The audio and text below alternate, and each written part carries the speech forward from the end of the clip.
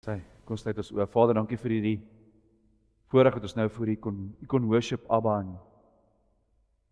Dankie dat ons net saam met die engele kon inval in die hemel en sing net daar, Kadosh, Kadosh, Kadosh. Heilig, heilig, heilig is U. Halleluja, prys Jahweh se naam.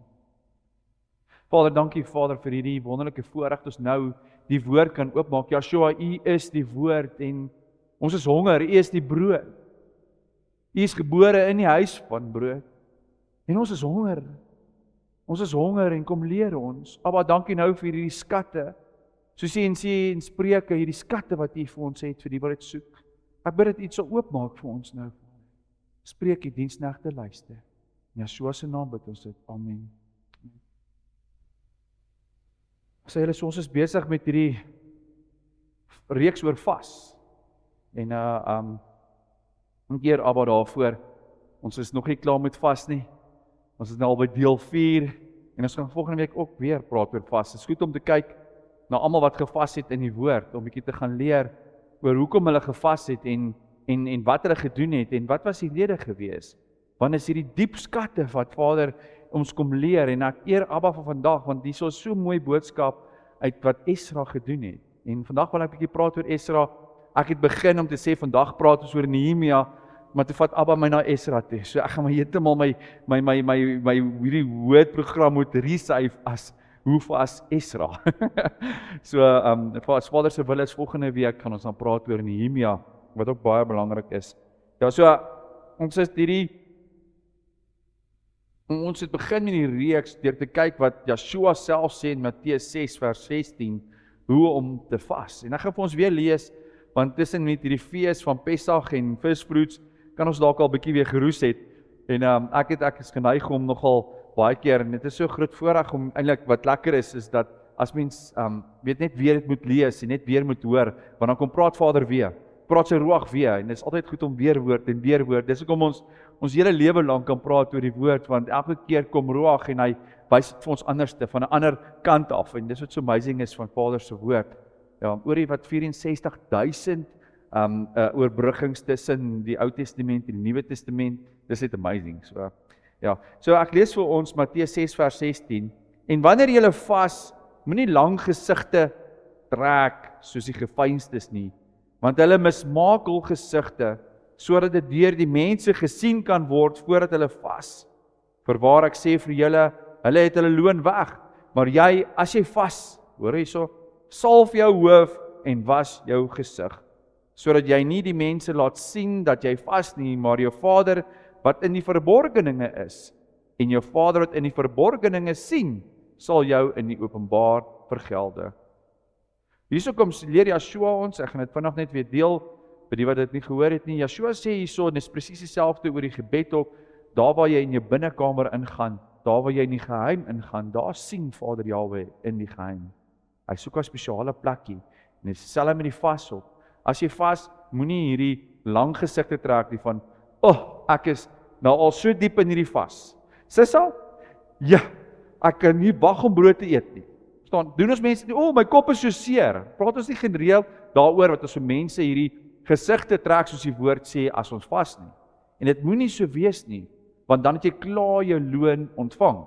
Jy moet in die geheim vas. Ja, sê vir jou vrou of jou man of iemand naby jou, ek vas, bid vir my, help my salf, salf my, dit is belangrik. Dis nie nodig dat jy dit heeltemal in secret moet doen dat niemand daarvan weet nie. Maar die wat naby jou is, moenie gaan kla en jou gesig trek nie. Mense moenie kan sien as jy vas nie. En wat nog baie uitstaan oor hierdie gedeelte is om die gesig te was en te salf.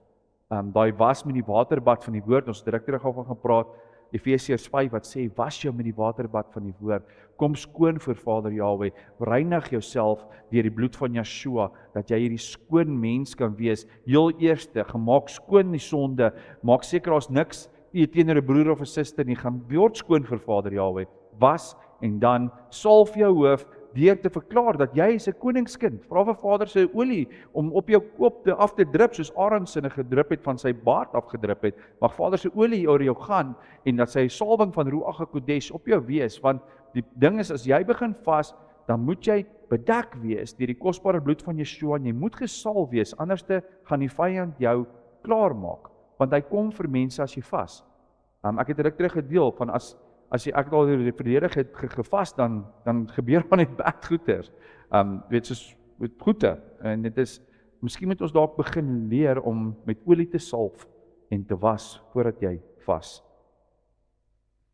In Daniël 10, wat ons laasweek van 2 weke terug gepraat het, wat ons geleer oor sy vas ook, en hoe hy basies vir gevas het, maar ook vir sy eie sondes wat hy gevas het. Hy het gevas omrede vir Israel basies, hy het ook gevas vir Israel, en ons gepraat oor die 21 dae wat hy basies gerou het, wat nie 'n vas was nie, wat baie mense vandag verwar deur te sê dat die Daniël vas, sê 21 dae vas wat jy net met groente eet, maar dit was absoluut, hy het gerou en nie gevas nie.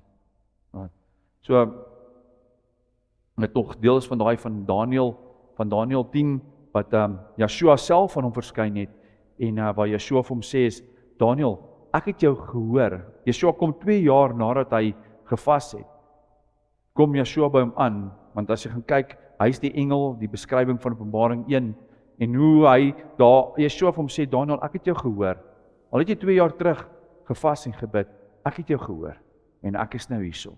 So Vader, hoor ons vas, al gebeur dit nie dalk dadelik, dat wanneer jy vas, dat dit dadelik deurbrake kom nie, hou net aan vas en bid en smeek, want Daniël, in sy geval, 2 jaar na dit, kom Yeshua en sê, ek het jou gehoor, en hier is ek nou, en dis wat so mooi is. So, vandag wil ek praat oor Esra.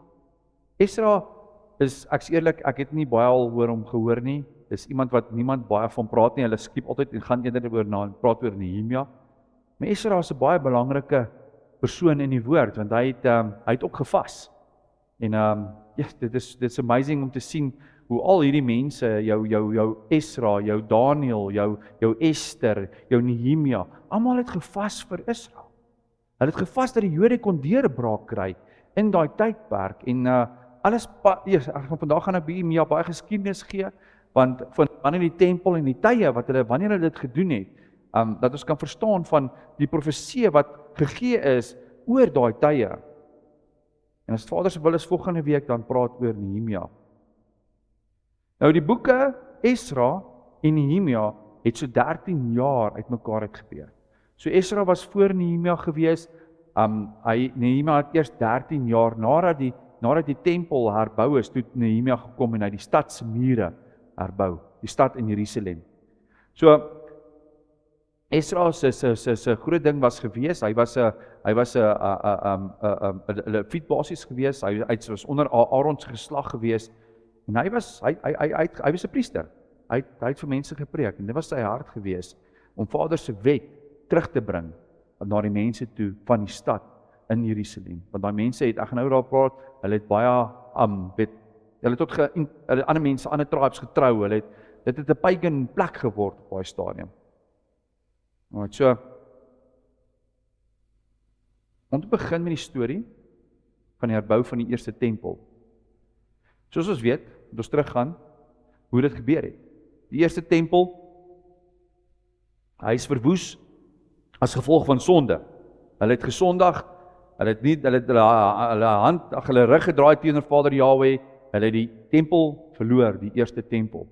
En hulle is in ballingskap geneem, die Jode is in ballingskap geneem vir 70 jaar. Alright? Dit is Benjamin en Juda. Hulle het basies die Jode geword. Daar was 'n skering gewees met Salomo wat die eerste tempel gebou het, en toe net daarna met sy seun Rehoboam en tydperk van Jeroboam, toe kom daar 'n skering. So basies het Benjamin en Juda, hulle die Jode geword, en die ander 10 seuns het die huis van Israel geword. 2 huise, huis van die Jode, huis van Israel, en volgens Jesegiel 37 gaan almal weer eendag by mekaar kom as die bruid van Vader Jahweh. Daar's nog nooit 'n huis van die heidene gewees, net die 2 huise. So Jode is in 70 jaar in ballingskap geneem, Israel is later deur Assirië is hulle in ballingskap geneem, wat hulle dan ook, maar die ding is wat gebeur het, en ons gaan nou kyk daarna, is dat die Jode het teruggekeer. Hulle het teruggekeer na Vader Jahweh se wet toe, hulle die tempel gaan weer herbou, en hulle is terug, waar die huis van Israel hulle is gesif, soos wat die woord, soos die profete geprofeteer is, hulle is gesif onder die heidene. Hulle het nooit teruggekeer weer terug na Vader Jahwe se woord nie. Hulle het die heidene geword. Alright. Dit is in ballingskap geneem. Nou dit het 'n tydperk van 579 BCE. So dis voor Yeshua gebore is, dit is 579. So as ons nou gaan tel, onthou net dit is van, so as jy sê byvoorbeeld 500, dan word hy al hoe minder tot by 0. Alright, so anders maak hy die mekaar, jy moet nou aan die ander kant toe tel. So is 579 BCE was daai tydperk gewees. 3 jaar, baie interessant, 3 jaar nadat Daniel in Babylon ingekom het. Alright. Was van die jaar van koning Joachim. Dit was die tydperk gewees wanneer Daniel 3 jaar voordat Esra se tydperk voordat hulle basies uit Babylon in Babylon ingaan, is Daniel al klaar in Babylon en hy's daarso by koning Nebukadneser se huis, soos ons weet het hulle basies oor die kosstorie en oor die vas en alles in die standbeeld was 3 jaar gewees voordat hulle ingekom het in Babylon in. Alright, so Vader het basies deur Daniel al klaar begin voorbereiding doen vir wat kom. Alright, Jeremia het geprofeteer dat die Jode, ek het laas keer gepraat daarvan, ek gaan net ons weer lees, 70 jaar in ballingskap gaan wees in Babylon. So ek het gepraat ook van dat Daniel, terwyl imagine jouself as Daniel toe hy daar in Babylon sit, 3 jaar voordat die ander kom, gee Vader klaar vir hom in 'n profeet wat hom gesê het, jy gaan vir 70 jaar lank hierso wees. Hy het dit geweet. So daar was 'n belofte gewees, basies, van jy gaan net vir 'n tydperkie wees. En dink dis wat hom ook so gemotiveer het om aan te hou, om vas te hou aan Vader Jahwe se woord en aan sy wet, want daar kom 'n deurbraak, daar kom 'n belofte. So 70 jaar, Jeremia 29 vers 10 praat daarvan, want so sê die Here, as eers 70 jaar vir Babel verby is, sal ek op julle ag gee en aan julle my goeie woord vervul om julle na hierdie plek terug te bring. Want ek weet watter gedagtes ek dan gaan na julle koester, spreek die Here, gedagtes van vrede en nie van onheil, om vir julle 'n hoopvolle toekoms te gee. Dan sal julle my aanroep en heen gaan en tot my bid en ek sal na julle luister en julle sal my soek en vind en julle na my vra met julle hele hart. En ek sal my deur julle laat vind, spreek die Here, en julle lot verander en julle versamel uit al die nasies en uit al die plekke waarin ek julle verdryf het, spreek die Here, en ek sal julle terugbring na die plek van waar ek julle in ballingskap weggevoer het. So Jeremia kom gee hierdie profesie van dat Vader gaan na 70 jaar gaan hulle weer terugkom van waar hulle was. Wat 'n amazing belofte is dit nie. En tot vandag het hoeveel beloftes het ons nie. Hoeveel beloftes het ons nie dat Yeshua kom? Ons moet vashou. En ek dink daai tyd dieselfde. Daniel voel net, ja, ek het hierdie belofte, ons gaan weer teruggaan. Daai klomp wat daar nie vir 70 jaar in ballingskap in 'n pagan land is. Ek dink nie was maklik vir hulle gewees. 70 jaar weg van jou huis af, weg van jou tempel af. Kan jy net self dink van jou tempel af? Daai tyd was hulle nie soos ons wat net kan bid en Yeshua nie. Daai tyd moes jy letterlik gegaan het en jy moes jou sondeoffer betaal het. En jou dankie sê offer. So hulle het nie tempel gehad nie. So maar jy self, jy kan nie dankie sê nie. Wat gaan jy doen? Dit was moeilike tye vir hulle gewees. Dis so goed iemand sê vir jou vir 70 jaar mag jy nie bid vir Yeshua vergewe my sonde nie. En dink hoe sal dit gevoel het? 70 jaar lank sonder 'n tempel. Toe nadat Babylon geval het, want Daniel het gesê van die standbeeld van Nebukadneser het die klomp drome wat hy gekry het en Vader gee vir Daniel guns en hy ontleed hierdie drome. So Babylon het geval in 539 BCE. Alright. Toe het onder beheer geraak van die koning van Persië. Sy naam was Cyrus. In die Afrikaanse vertaling sê Kores, maar Cyrus klink net vir my naby. Ja, Kores is net, ja, baie keer is dit moeilike Afrikaans, so dis kom ek baie keer die Engelse woorde quote. So as koning Cyrus het oorgevat by koning Nebukadneser, toe hy dit geval het. Maar daar was 'n profesie gewees wat Vader kon gee vir hierdie koning Nebukadneser, hierdie droom van hierdie 'n standbeeld. Ek weet of jy al gehoor het van hierdie standbeeld nie, van oor die tye, oor die verskillende tye, en ek het begin daarmee te praat en Vader het my gelei dat ons bietjie weer ingaan op hierdie standbeeld. wat die visie wat Nebukadneser gekry het en Daniël het toe nou ontleed vir hom, deur Vader het vir my wysheid gegee het. Ek gaan vir ons daai lees. Daniël 2 vers 31 sê, U, o koning, het 'n gesig gehad. Kyk, daar was 'n groot beeld. Hierdie beeld was hoog en sy glans was buitengewoon. Dit het voor U gestaan en sy voorkoms was vreeslik. Wat die beeld betref, sy hoof was van goeie goud. Sy bors en sy arms van silwer, sy buik en sy lendene van koper. Sy bene van yster, sy voete gedeeltelik van yster en gedeeltelik van klei. U het gekyk totdat daar sonder toedoen van mensehande 'n klip los raak wat die beeld getref het aan sy voete van yster en van klei en dit het pyn gestap. En dit pyn gestamp het. Toe is tergelykertyd die yster, die klei, die koper, die silwer en die goud fyn gestamp en dit het so skaf geword van die dorsvloere in die somer wat die wind wegneem sodat daar geen spoor van gevind is nie, maar die klip wat die beeld getref het, het 'n groot rots geword wat die hele aarde gevul het. So kom ons kyk gou na die vervullings van daai visie wat koning Nebukadneser gekry het. So die goue kop verteenwoordig Babylon. Okay, dit is die heel eerste gedeelte van Babylon. Ja. So dis eintlik gaan neerskryf die tye. So dit verteenwoordig Babylon het geheue die koning Nebukadneser, die tydperk van Babylon was 605 BCE tot 539 BCE. Toe hulle geval het deur Persië. Persië het basies Babylon oorgeneem. En wat so amazing is, daai visie wat Daniël gekry het, om dit uit te lê, die droom van koning Nebukadneser, het presies gebeur. Dit het presies gebeur. As jy gaan kyk, ons gaan nou geskiedenis ingaan. Alright. Dan, toe Persië het nou oorgevat by Babylon, toe die silwertydperk aangeneem. Die brons en die arms is die silwertydperk waarvan Persië geheers het, in die tydperk 539 BCE tot 331 BCE. En toe Persië geval deur die Grieke. Julle kan gerus 'n bietjie gaan kyk oor daai dit was die tydperk van die al daai ouens het letterlik, dit was nie soos vandag wat almal net, hulle wou letterlik gegaan het en hulle wou jou plek hê. Hulle wou jou plek oorvat, hulle het geveg. Daar's die sterkste oorlog, Nineve byvoorbeeld, daai mense was nog sterker geweest. Nineve byvoorbeeld het, en ek gaan 'n bietjie praat oor Jona met Nineve ook, met basies oor daai Nineve wat hulle was 'n baie ryk stad, maar hoe hulle daai tyd geveg het was, Nineve was aaklig geweest.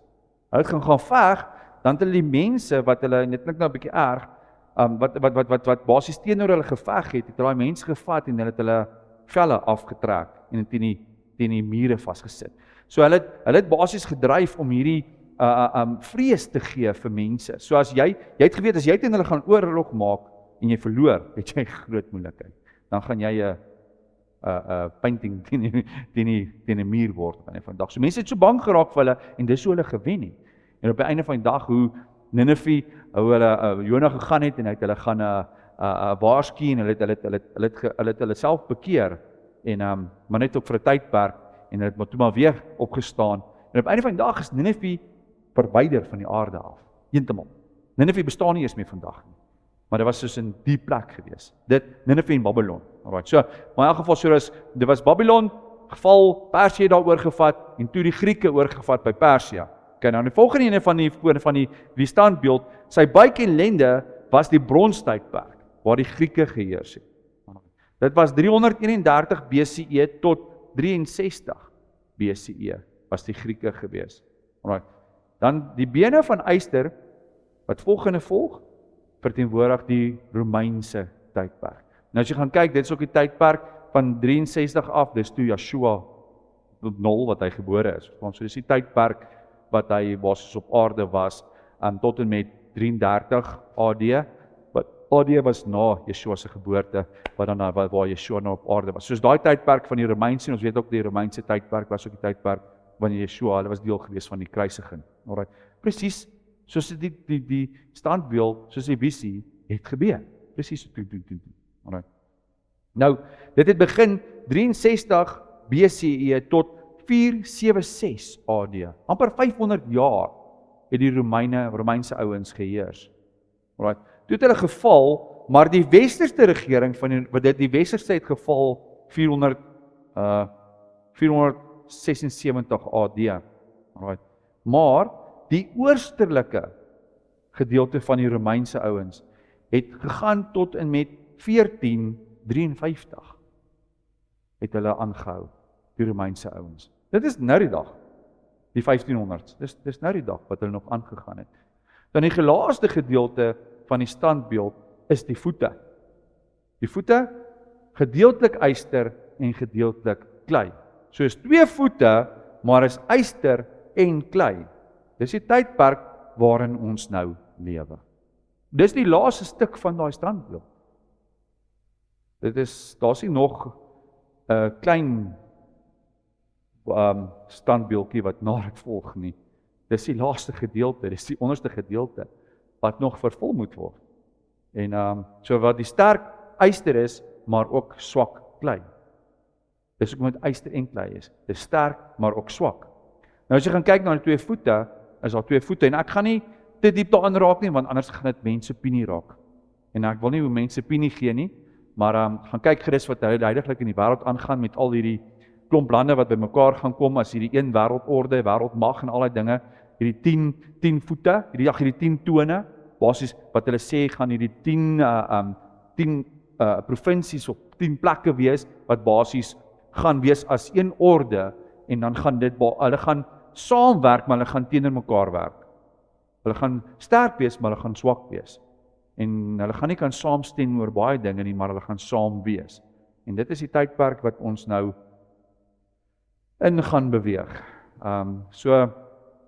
Maar een ding wat ek wel kan sê is, want ek kan nie opinie gee nie, dit is woord, daar's vir ons 'n belofte. Want daar staan geskrywe, en ek gaan net daai laaste stukkie lees, vers 34, wat staan, U het toegekyk tot daar sonder toedoen van menshande 'n klip losraak wat die beeld getref het en aan sy voete van yster en van klei en dit fyn gestamp het. Toe is ter gelyktydigheid die yster en klei, die koper, die silwer en die goud fyn gestamp en dit het so skaf geword van die dorsvloere in die somer wat die wind weggeneem het, totdat daar geen spoor van gevind is nie. Maar die klip wat die beeld getref het, het 'n groot rots geword wat die hele aarde gevul het. Die rots, weet ons, is Yeshua. Die klip gaan loskom en hy gaan hierdie hele standbeeld tref en hy gaan hom verwoes. Hy gaan hom fyn maak en hy gaan verwoes. En dit is die belofte wat ons het van dit gaan gebeur. Want as die hele ding gebeur het, gaan daai ook gebeur. En dit gaan fyn gestamp word want al daai gedeeltes van daai hele standbeeld was die wat teen Israel was. Die Babylon, die Persiële, Grieke, die Rome, vandag, hoeveel is teen Israel? Almal is teen Israel. En wat die ding is dit gaan gebeur, hy klip gaan kom, en hy gaan hulle wegvat. Plat maak, fyn stamp. Ja, so, ons hou vas aan daai belofte. Want so, daar was vir 70 jaar lank ballingskap gewees van die Jode. Nou daar word ook geprofeteer deur Jesaja, dat Cyrus die tempel gaan laat herbou. Nou Cyrus was die koning van Persië. Onthou dit is nou Babylon tydperk klaar. Nebukadneser is uit die pad uit. Persië het nou aangevat.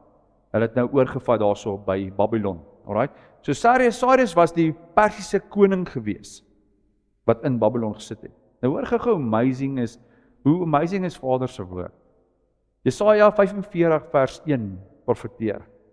So sê die Here aan sy gesalfdes, aan Kores of Cyrus, wie se regterhand ek gevat het om nasies voor hom neer te werp, terwyl ek die lendelinge van konings losgord, om voor hom deure oop te maak en poorte sal nie gesluit bly nie.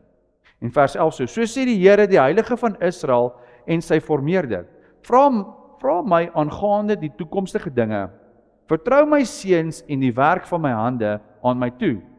Ek het die aarde gemaak en die mens daarop geskape.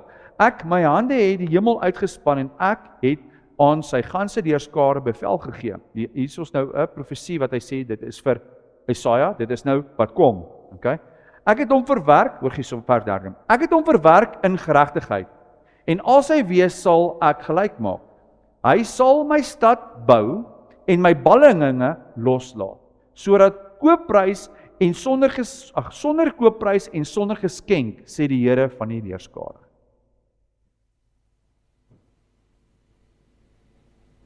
So Cyrus word in hierdie gedeelte 'n gesalfde genoem van Vader Jahwe. Nou hier is 'n pagan koning wat 'n gesalfde gaan word van Vader Jahwe. Vader kies partykeer mense, hoor gekies. Hy kies partykeer mense buite covenant om dinge vir hom te doen en sy plan te volbring.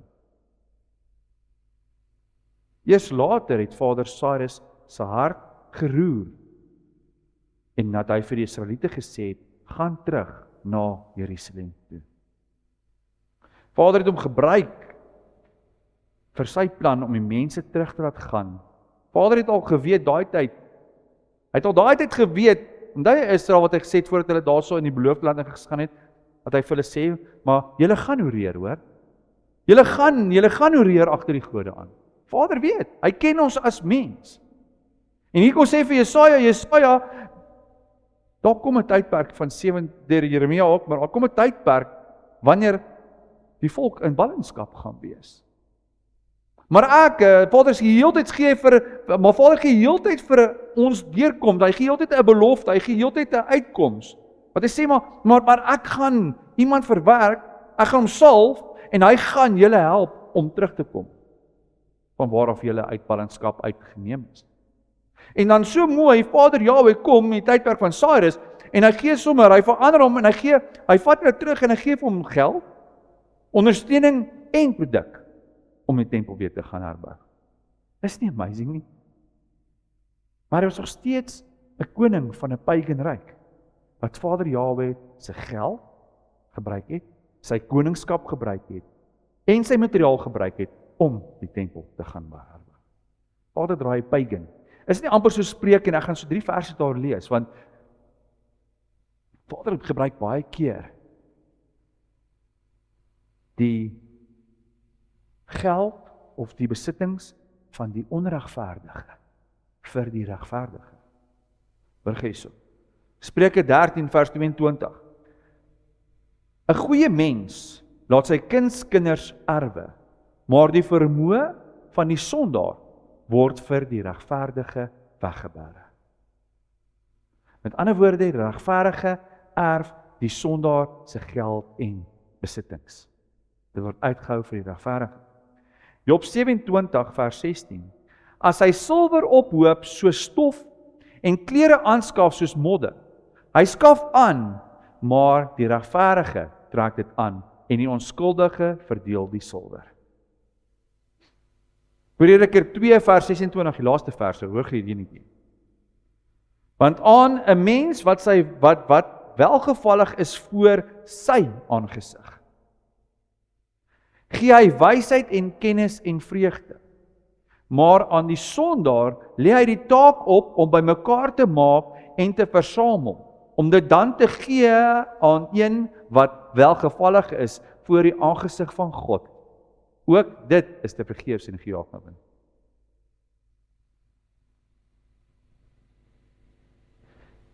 Die wat welgevallig is voor Vader Jahwe, gee Vader mense om vir hulle te versamel.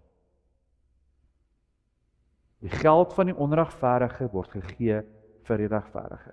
Hier gebruik Vader Jahwe 'n pagan koning se geld vir Israel.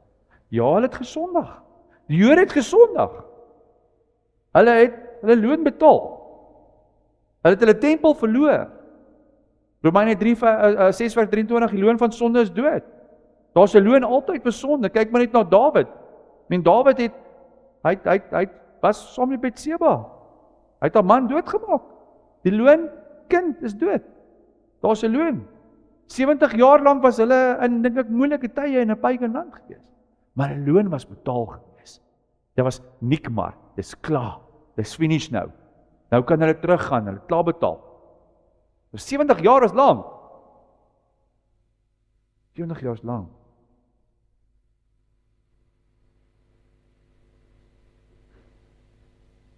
Vader gebruik die een buite covenant om vir die bruid te help.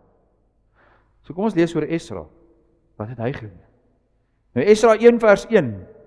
Ek lees vir ons. En in die eerste jaar van Cyrus, ek gaan sê altyd Cyrus en Koresin, die koning van Persie, het die Here, sodat die woord van die Here uit die mond van Jeremia vervul sou word. Wie besef Esra dit? Die gees van Cyrus, die koning van Persie, opgewek, dat hy 'n oproep deur sy hele koninkryk laat gaan het, selfs ook skriftelik. Nou, skriftelik. Hy het nie net gesê nie, maar hy het dit laat opskrywe. Vader maak seker, want jy weet Abba klaar iets wat gaan gebeur vorentoe. Hy sê, Abba sê, skryf dit neer ook. Cyrus gaan nie net sê nie. Kan jy dink van Cyrus? Ek weet nie of hulle dalk die Bybel gelees het, die woord gelees het nie, oor die profete nie. Imagine jy sou Cyrus en jy kom eendag, jy sou net vars koning in Persie en jy kry jy Jesaja 45, jy gaan hierdie ouens laat teruggaan, hoor. Ek dink dit is nogal, wow, ek verstaan, dit is net, kan nie dink hoe Cyrus gevoel het. Maar hy kry die geleentheid en Vader sê vir hom daar so, hy moet skriftelik, okay? Hy moet skriftelik dit ook neerskrywe om te sê, vers 2, so sê Cyrus, die koning van Persie, al die koninkryke van die aarde het die Here, die God van die hemel aan my gegee. En hy het my opgedra om vir hom 'n huis te bou in Jerusalem wat in Juda is. Enigeen onder julle wat aan sy volk behoort, mag sy God met hom wees en laat hom optrek na Jerusalem wat in Juda is en die huis van die Here, die God van Israel bou. Hy is die God wat in Jerusalem is. En enigeen wat oorgebly het in enige plek waar hy as vreemdelinge vertoef, hom moet die manne van sy woonplek ondersteun met silwer en goud en met goed en vee en met die vrywillige gawes van die huis van God wat in Jerusalem is. Dis nie amazing nie? Vader draai hierdie koning van Persie se hart so dat hy tot die ouens wat nie eers daar is nie, wat wil teruggaan na die stad toe, gaan geld gee, kos gee, hulle perde gee, goeders gee wat hulle nodig het om te gaan terug daai kant toe. Amazing stuk. Vader gee 'n koning en hy salf hom en hy sê jy moet dit doen. Môre gou, Jesaja se profesie oor Cyrus wat in die tempel gaan herbou het, was 150 jaar voor dit. Vader kom sê 150 jaar voordat Cyrus gebeur. Gee Vader klaar woord. Kan julle sien dat Vader is so lam? Hy is vir ewig. Hy weet vandag, môre en wat gister gebeur het. Hy weet. Soos hy sê, soos Amos sê in Amos 3 vers 7. Want die Here doen niks tensy hy sy raadsbesluit aan sy knegte, die profete, geopenbaar het. Vader het dit klaar openbaar. Jesaja en Jeremia het hy geopenbaar wat hy gaan doen. Want julle het nou julle tempel verloor, maar moenie worry nie. Hier sit geopenbaar vir julle. Julle het 'n terugkoms en julle gaan nou right wees. En selfs met ons het Yeshua. Dit word vir ons geopenbaar.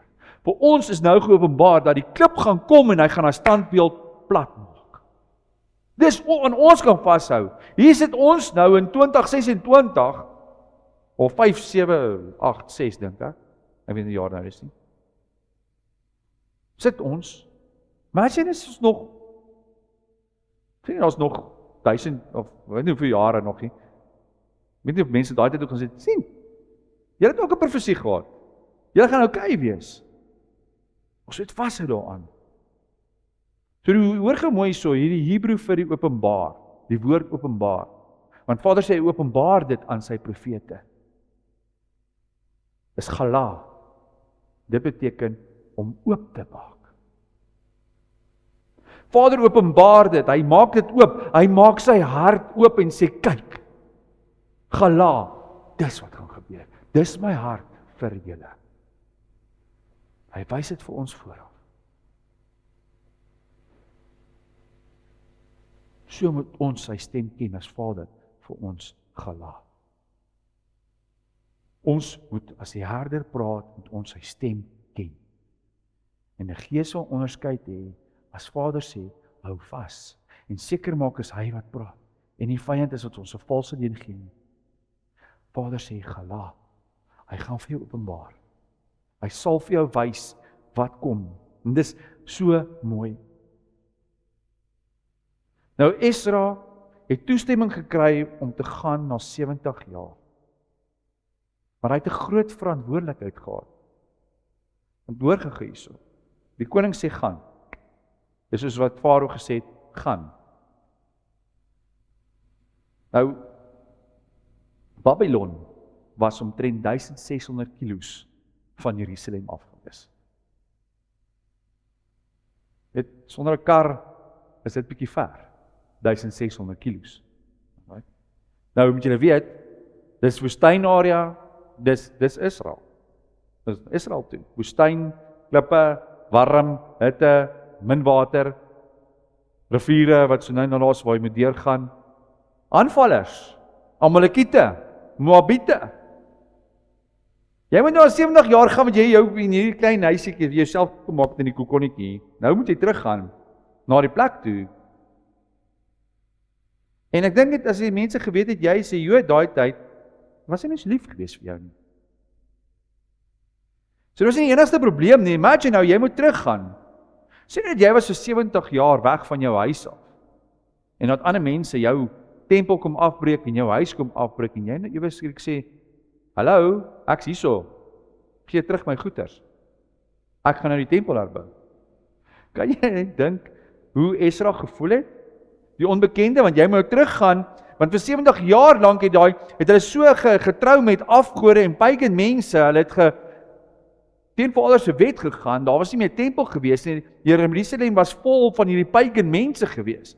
Jy moet teruggaan soontoe en jy moet gaan sê, luister, ek is hier om die tempel nou te hê. En gee my terug my goeders. Obviously gaan jy teruggaan na jou huis toe. Jy gaan nie jou huis net los nie. Hy het 'n groot verantwoordelikheid gehad.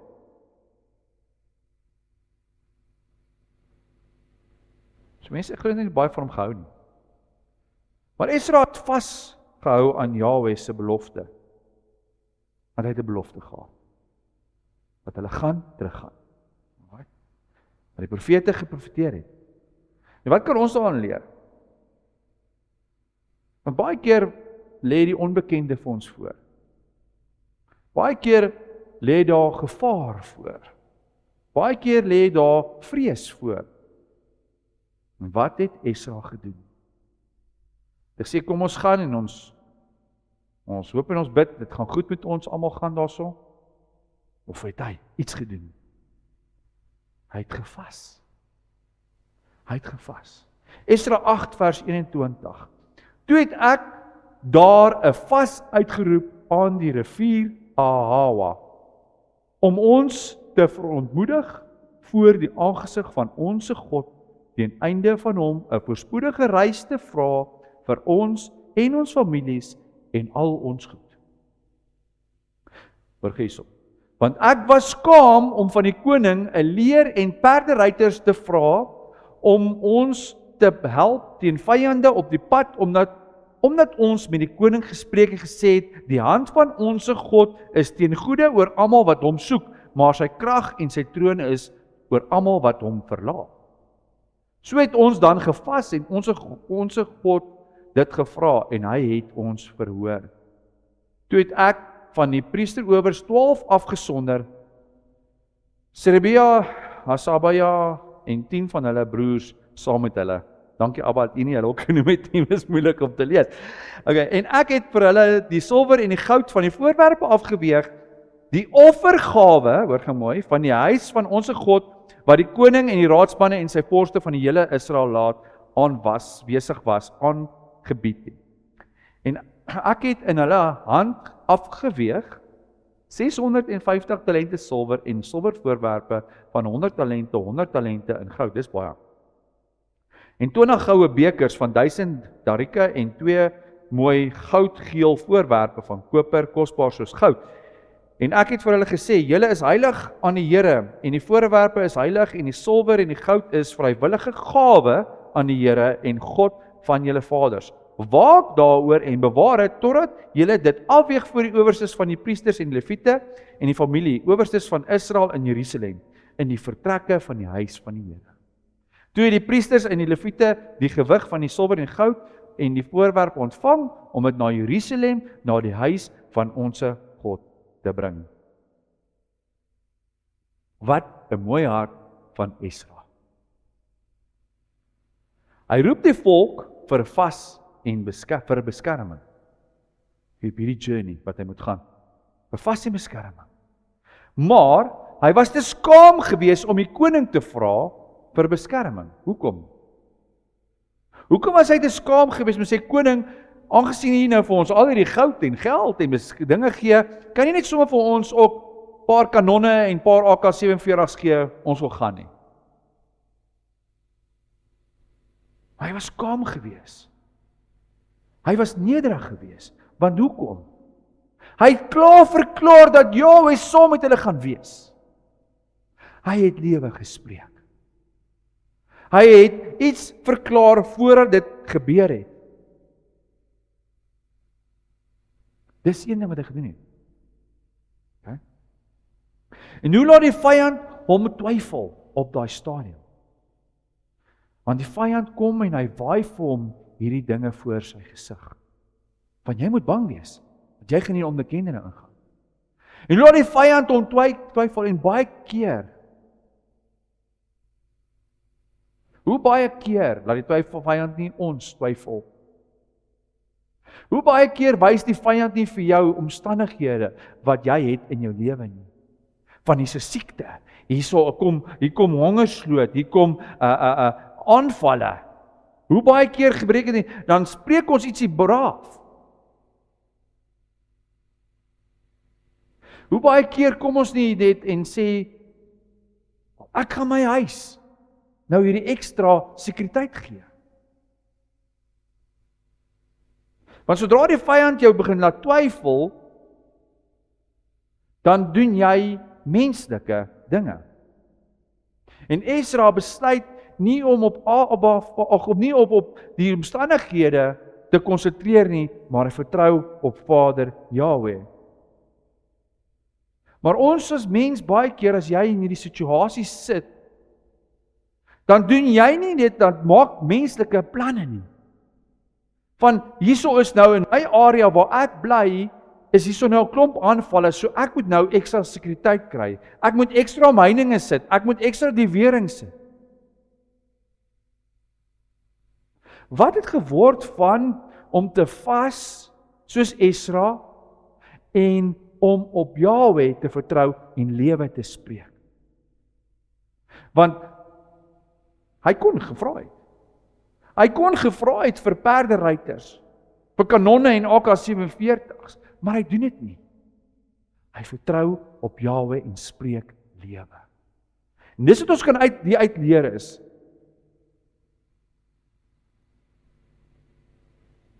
Dis wat ons kan uitleer is om te vas en lewe te spreek.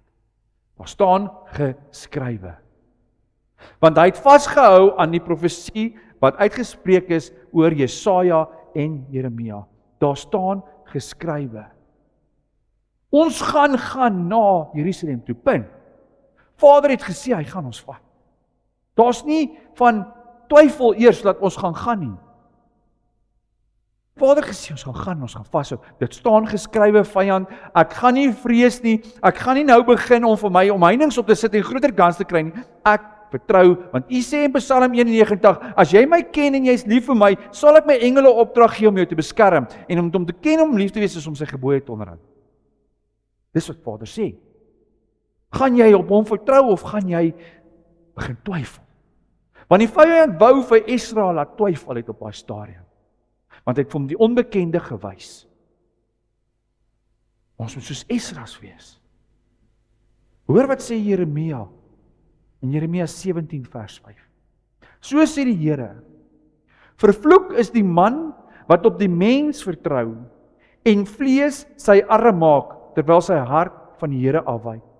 En hy sal wees soos 'n kraal bos in die wildernis, en hy sal nie sien as die goeie kom nie, maar dorpplekke in die woestyn bewoon, 'n brakerige en onbewoonde land. Geseënd, vers 7, is die man wat op die Here vertrou en wie se vertroue in die Here is. Want hy sal wees soos 'n boom by die water geplant en sy wortels uitskiet by die stroom en nie vrees as daar hitte kom nie, maar sy blad bly groen en in 'n jaar van droogte is hy nie besorg nie en hou nie op om vrugte te dra nie. In 'n jaar van droogte hou hy nie op om vrugte te dra nie. Dis belangrik. Dis baie belangrik hier. Vertrou jy op Vader Jahweh? Is jy in of is jy uit? Jy kan nie een voet daar sit en een voet hierso sit nie. Jy kan nie 'n plan maak en dan sê Vader ek vertrou U, maar hier agter dan maak ek nog ander plannetjies nie. Vir ingeval as U nie deurkom nie. Vir ingeval as die skelm nou dalk wel daarin kom. Of vir ingeval ek dalk nou net ernstig hierdie siekte kry wat ek nou moet geopereer word. Vertrou jy op Vader Jahweh? Dis die ding. Esra het dit gedoen, maar daar's nog iets wat buiten om te vas en buiten om te vertrou en lewe te spreek in jou lewe, oor dinge in jou. Hy het 'n omer uitgemeet vir Vader Jahweh. 'n Offer vir die huis van Jahweh. Hy het hom dankie gesê in geloof. Hoor gou mooi hierdie. Hy sê vir Vader Jahweh klaar dankie deur om hierdie, dit is 'n aksie van geloof, om vir sê Vader, ek gaan hierdie goud, ek meet dit al klaar hierdie goud en hierdie silwer vir U uit. Vir wanneer ons in Jerusalem gaan kom, daar spreek 'n lewe. Dan gaan ons dit in die tempel bære. Hy spreek lewe. Hy glo. Hy sê die ouens, ons moet hierdie goed so wegsteek vir as hulle dalk in hierdie woestyn, hierdie mense dit gaan vat nie. Nee. Meer dit uit, dit gaan tempel toe as daar aankom. Klaar. Dis geloof. Geloof sonder werke is niks. Daar korte aksie. Voordat jy ry na die Kaap toe, en jy is dalk bang vir hierdie, of in die aand, vanaand, as jy nou vanaand iewers jy moet ry, 'n Mamelodi moet inry. Wat gaan jou gevoel wees heel eerste? Dis ons moet hierdie kar moet ek sluit. Ek moet my gun onder die sitplek sit. Dis wat ons mens doen, ons is ook mens. Ons moet ook nie dom wees nie. En oop deure ry en vensters oopmaak en sê, Abba, saam met my. Nee, want dis arrogant.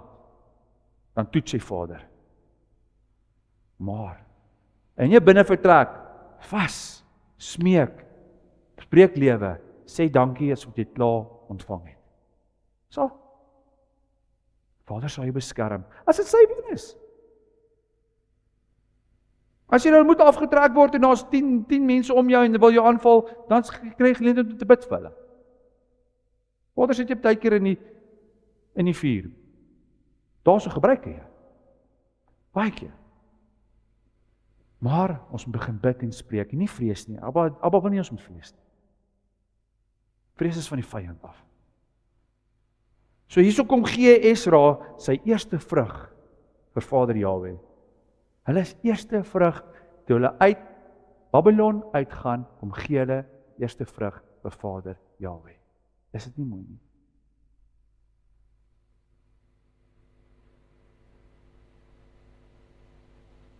Vader wil jou hê soos hulle daai tyd daai eerste vrugte gegee het, soos hulle daai tyd daai goud afgemeet het vir Vader Jahwe vir die tempel, soek hy jou lewe as 'n lewende offer vir hom.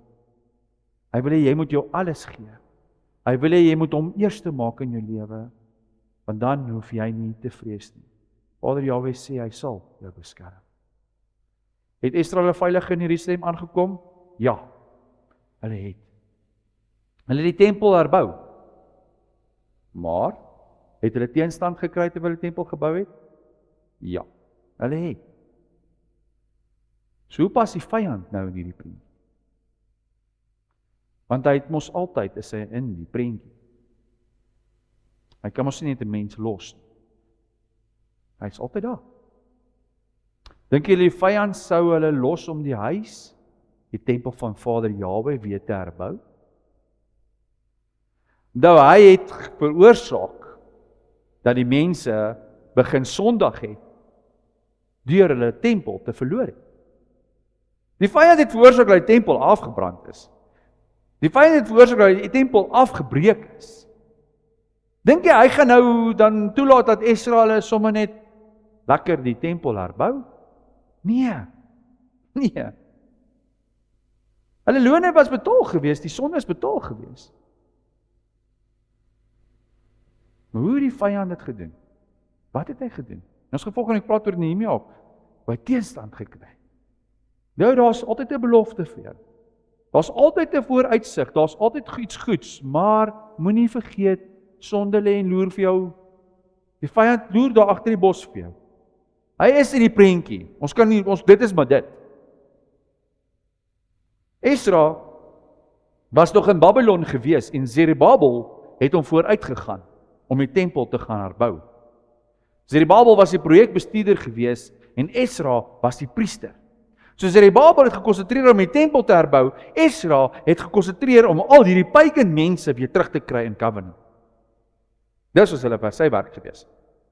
So die tempel het hulle begin herbou in 536 BCE en was omtrent 20 jaar later eers klaar.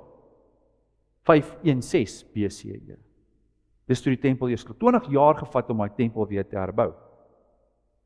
Maar as jy gaan kyk, was dit net omtrent tydperk van 4 jaar wat die tempel gevat het om geherbou te word. 15 jaar lank was die projek gestop. Jou vyand het gekom stop. Deur die oppositie in Jerusalem. Mense wat in 70 jaar lank in Babylon ingetrek het, wat in Jerusalem was, het briewe aan die Persiese koning geskrywe, deur te sê dat die Jode wil die tempel herbou en dan opbou om nie meer onderdanig te wees aan Persië. Mense in Jerusalem skryf briewe en sê, probeer die Jode keer om die tempel weer te herbou. Die vyand se manier om dit te stop. 'n belofte van Vader Jahwe af, die tempel sal herbou word, kom die vyand en hy probeer daai belofte stop. So gebeur baie dat hy ons beloftes wat Vader Jahwe vir ons het, ook heeltyd weer stop. Hy gaan probeer.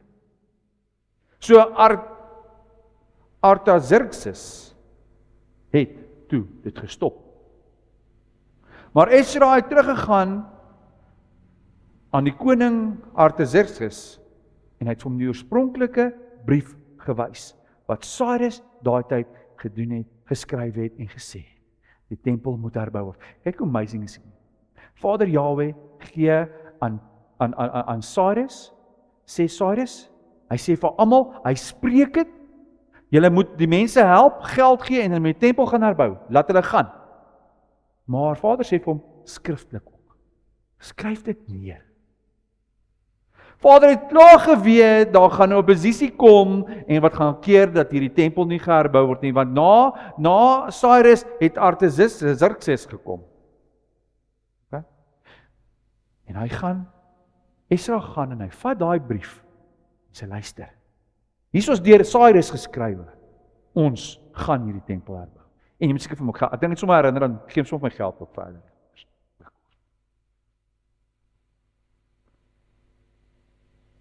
Esra het hom weerstaan deur. Daar staan geskrywe. Dis wat ons moet doen. As die vyand, Vader se beloftes, by ons wil steel, daar staan geskrywe. Hierso. Hier's ons brief aan Cyrus. Aan die Persiese koning. Hierso is ons brief. Daar staan geskrywe. Daar's die belofte. Maar vas, vertrou op Vader Jahwe en gee jou eersteling vergerf. Jou offer, jou lewende offer vandag. Dan kan jy vas staan op die woord en sê, daar staan geskrywe. So alles val toe in plek. Hoor gou hierso.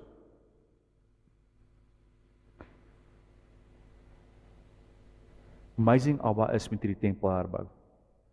60 jaar voor Esra. 60 jaar. Maak Abba die pad oop vir Israel deur Ester, wat gehoorsaam is by die koning van Persië. Xerxes, sy seun Artaxerxes, was toe beheer gewees. Artaxerxes het gesê, stop die bou van daai mense sê so.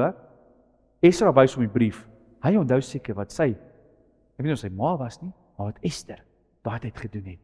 Wat die koning wat vir die Jode gered het met deur Ester. Right? Ester wat gemaak het die haar gehoorsaamheid weer eens deur 'n vas vir 3 dae en 3 nagte vir Israel, vir die Jode. Right? Haman het teen die Jode gestaan daai tyd. Haman is doodgemaak. Die Jode kry guns by die koning van Persië. Jare, soos ek gesê, later word Xerxes die seun koning en Esra en Jode kry weer guns by die koning van Persië. Hulle herbou die tempel en word beskerm deur 'n vas. En toe kom Nehemia 57 jaar nadat die tempel herbou is en vas weer eens en gaan herbou die mure van die stad. Kan jy sien hoe belangrik is vas?